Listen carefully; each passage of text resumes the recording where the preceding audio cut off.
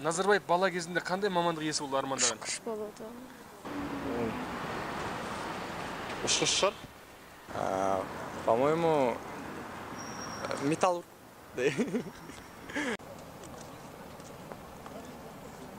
Не, ұшқыш.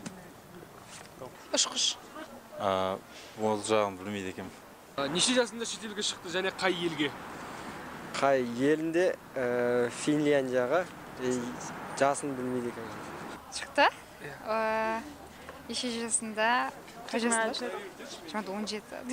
Жас кезінде шыққан шығар әйтеуір. Өте жас кезінде айтты. Жас кезінде шықпаса, андай үлкен әдемі кісі болмайтын еді ғой. 1960 жылы Назарбаев қай қалада оқу орнын бітірді? Украинада, бірақ қаласын жұрты. Неде? Днепродзержинск. Қой дейм, кажется. Ой, мен ойымша.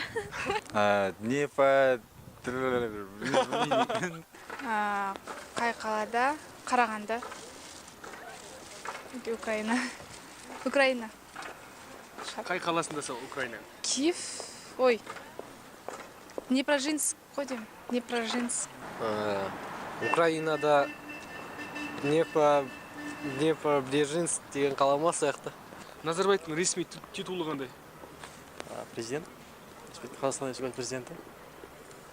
Елбасы. Ресми титулы.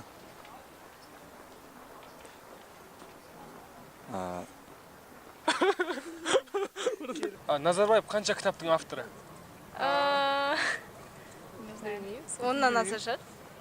Нет, мне кажется, он вообще. Ну, 4, может. Мен ойымша 25-26 шақты кітаптың авторы. Ол жағын білмеймін. 45 деп қояйын. 20-дан астам. 26 болу керек, 26. 26. Иә.